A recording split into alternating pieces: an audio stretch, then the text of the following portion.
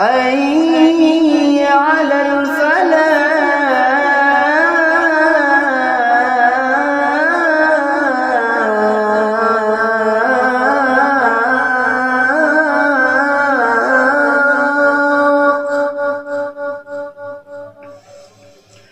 حي على الفلاح.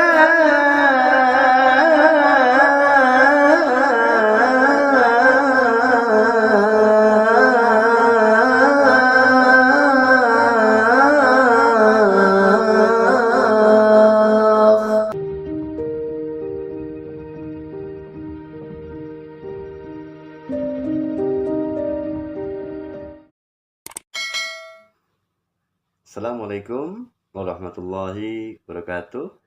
Alhamdulillah. Apa kabar sahabat-sahabat Sulaiman Al-Sawai? Mudah-mudahan kita semua selalu diberikan kesehatan dan kemudahan dalam menjalankan aktivitas sehari-hari. Amin ya rabbal alamin.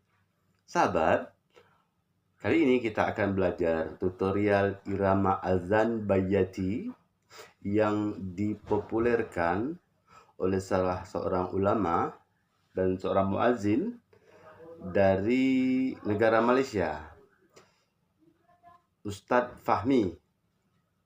Irama bayyati ini adalah irama yang cukup populer dan terkenal di seluruh dunia karena iramanya yang syahdu dan nyaman didengar oleh para jamaah. Maka tidak heran jika banyak masjid-masjid besar yang mengumandangkan irama ini. Sahabat, sebagai seorang muazzin yang profesional atau menuju ke arah profesional, maka kita mesti mengetahui lafaznya, paham iramanya, dan tahu nada yang akan kita pakai itu apakah nada rendah, nada tinggi, atau sedang. Artinya, kita menyesuaikan dengan nada yang sering kita pakai. Jangan sampai ketika kita mengumandangkan azan, tiba-tiba kita mengumandangkan azan dengan irama yang tinggi, nada yang tinggi, sehingga nantinya tidak maksimal. Sahabat, sebelum kita belajar tutorial irama azan bayyati, ada beberapa hal yang agaknya saya rasa penting untuk disampaikan agar ketika mengumandangkan azan kita bisa berhasil dan maksimal. Yang pertama adalah biasakan untuk mengkonsumsi kencur atau jahe seminggu 2 kali atau 3 kali. Dimakan, dibuang kulitnya aja, kemudian kita makan mentah seperti biasa. Dan yang kedua, kalau saya pribadi biasanya saya menggunakan teknik pernafasan kotak agar tubuh kita nyaman, hati kita tenang dan rileks, sehingga suara kita itu plong dan apa yang kita pelajari itu bisa keluar semuanya. Teknik pernapasan kotak itu seperti ini. Kita tarik nafas yang dalam dengan lembut, kemudian kita tahan. Keluarkan sampai habis, tahan lagi, tarik lagi, tahan, keluarkan lagi sampai habis, tarik lagi. Lakukan itu sebanyak 10-15 kali, setidaknya sebelum tidur atau setelah bangun tidur. Ini untuk membiasakan kita ketika kita terjaga atau tersadar, kita sudah membiasakan diri untuk rileks. Jadi kalau kita sudah terbiasa rileks di kesendirian, insya Allah ketika ramai juga kita sudah bisa untuk rileks dan santai. Karena jika kita tenang, maka apa yang akan kita bicarakan, apa yang akan kita kumandangkan itu keluar nantinya dengan sangat bagus. Dan yang ketiga adalah percaya diri. Nah, percaya diri ini tidak serta-merta dia hadir, namun dia berasal dari kita yang belajar terus secara terus-menerus, tahu lafaznya, paham iramanya, tahu nadanya. Kemudian setelah kita paham semuanya, maka kita mulai mengumandangkan azan di masjid atau surau.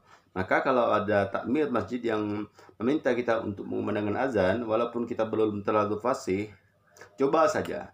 Karena ini untuk mendidik hati kita, untuk mendidik kita untuk tampil berani. tampil berani ini akan semakin maksimal ketika jam terbang kita semakin tinggi. Maka biasakan untuk tampil berani, sehingga kita tidak terkesan demam panggung, tidak gugup, tidak gelisah, tidak keringetan. Maka aneh saja kalau kita terlihat seperti itu.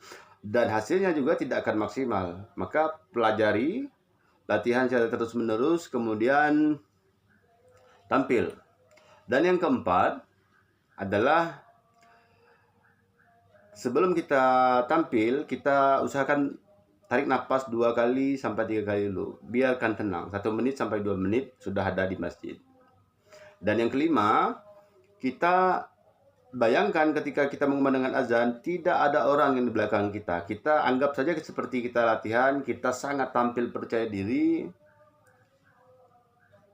Maka suara kita juga akan maksimal. Dan ini sudah terbukti ketika saya tampil dulunya waktu pertama-tama mengumandangkan azan, waktu masih kecil. Saya tampil berani aja dulu. Dan saya membayangkan tidak ada orang. Saya membayangkan seperti latihan saja. Sehingga plong suara saya ketika saya mengumandangkan azan. Dan yang selanjutnya adalah kita ingat-ingat sebelum kita rileks, itu kita ingat-ingat nada apa, irama apa yang kita pakai. Sehingga ketika kita menarik napas, kita sudah tahu, oh ini sampai nadanya yang dipakai. Baiklah, sahabat-sahabat, itu trik yang bisa gunakan insya Allah jika dijalani secara step by step akan maksimal kita mengumandangkan azan. Sebelum kita mengumandangkan azan, jangan lupa kita baca ayat ini dulu, baik itu dalam hati maupun dikeraskan di dalam mik. Subhanallah, maha suci Allah, walhamdulillah, tiada Tuhan selain Allah, wallahu akbar, la subhanallah walhamdulillah, segala puji bagi Allah, wallahu akbar, la ilaha illallah, tiada Tuhan selain Allah, wallahu akbar, dan Allah maha besar, wala haula wala quwata illa billahil aliyil azim. Tiada daya dan kekuatan melainkan dengan pertolongan Allah yang maha tinggi dan maha agung. Jadi kita ucapkan itu, kemudian ditutup dengan Allahumma sholli ala sayyidina Muhammad wa ala ali sayyidina Muhammad. Artinya apa? Artinya ketika kita sudah belajar latihan, kita sudah merencanakan dengan maksimal kita mengumandangkan azan apa, maka kita pasrahkan hasilnya kepada Allah dengan ucapan kalimat itu tadi. Kita memberikan afirmasi kepada diri sendiri dan meminta kepada Allah agar diberikan suara yang baik dan nyaman. Maka kita ucapkan itu, subhanallah walhamdulillah wala ilaha illallah wallahu akbar wala haula wala quwata illa billahil aliyil azim. Allahumma sholli ala sayyidina Muhammad wa ala ali sayyidina Muhammad. Baiklah, kita akan belajar tutorial irama azan bayyati. Tarik nafas. Allahu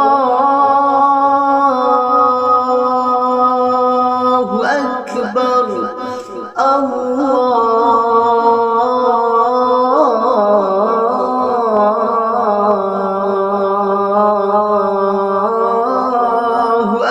akbar. Allahu akbar.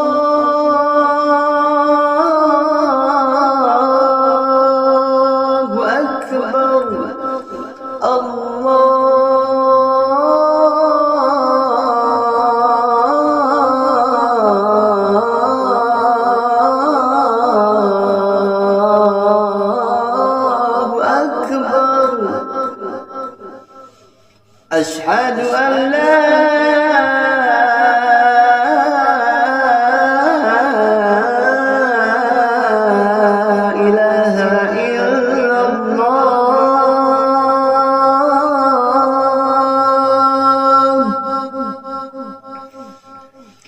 أشهد أن لا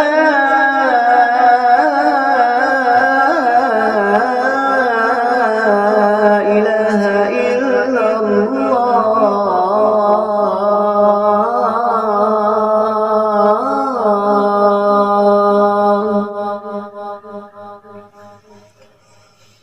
أشهد أن محمدا رسول الله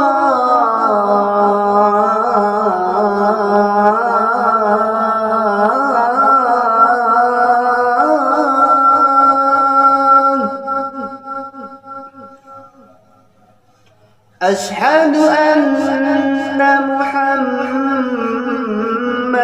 رسول الله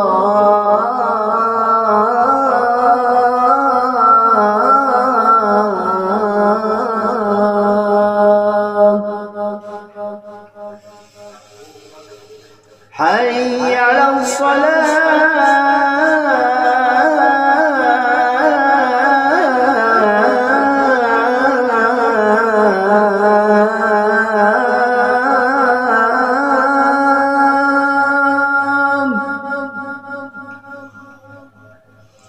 حي على الصلاة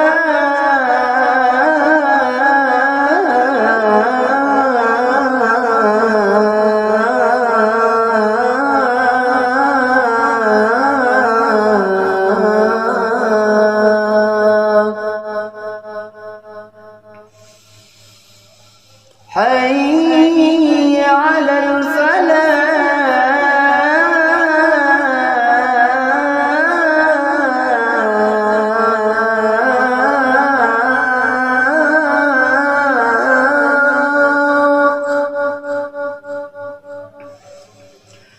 حي على الفلاح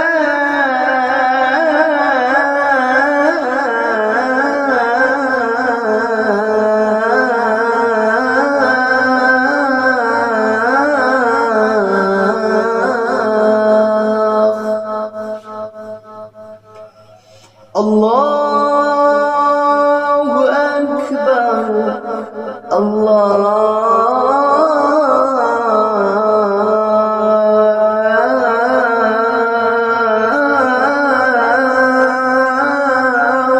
أكبر لا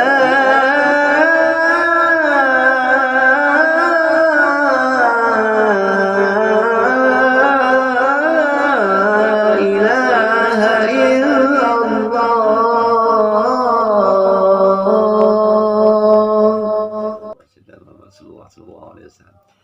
Sahabat, begitulah tutorial irama azan bayati yang dipopulerkan oleh Ustadz Fahmi.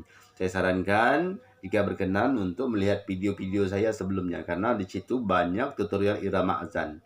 Karena semakin banyak kita menguasai irama azan, semakin profesional kita, dan juga kita bisa menentukan irama azan apa saja yang cocok untuk sholat-sholat tertentu, misalnya maghrib untuk bayati, isya untuk nahawan, zuhur untuk kurdi, asar untuk jaharkah, kemudian maghrib untuk hijaz. Tentu jamaah akan lebih senang melihat kita profesional, dan itu tolak ukur seorang muadzin yang profesional ya seperti itu, banyak menguasai irama azan. Tentu efeknya akan lebih menggerakkan hati jamaah agar tergerak untuk ke masjid melaksanakan sholat secara berjamaah, dan itu tentu nilai plus untuk kita semua. Jangan lupa bahwa seorang muadzin itu adalah beramal dan mengamalkan ilmunya tanpa pamrih. Kalaupun ada efek dari kita mengumandangkan azan kita mendapatkan rezeki, berarti itu adalah bonus dari Allah. Tapi kita tidak pamrih untuk mengumandangkan azan. Tancapkan niat bahwa semata-mata ini adalah jalan kita untuk menjadi seorang yang bertakwa. Wa may yattaqillaha yaj'al lahu makhraja wa yarzuqhu min haitsu la yahtasib. Dan barang siapa yang bertakwa kepada Allah, maka Allah akan memberikan jalan keluar kepadanya. Dan Allah akan memberikan rezeki yang tak pernah disangka-sangka. Saya tidak berniat untuk menggurui, hanya berbagi pengalaman, berbagi share apa yang sama saya tahu. Karena ilmu kalau dipendam sendiri itu tidak akan menjadi beramal. Ilmu yang diamalkan akan menjadi suatu kebahagiaan tersendiri untuk kita. Dan belajarlah, maka Allah akan mengajarimu apa yang tidak kita ketahui. Mohon maaf atas segala khilafan, apa yang keluar dari kata-kata saya jika tidak nyaman untuk didengar, segala perilaku saya mohon maaf. Wallahul muwaffiq ila aqwamit thariq. Wassalamualaikum warahmatullahi wabarakatuh.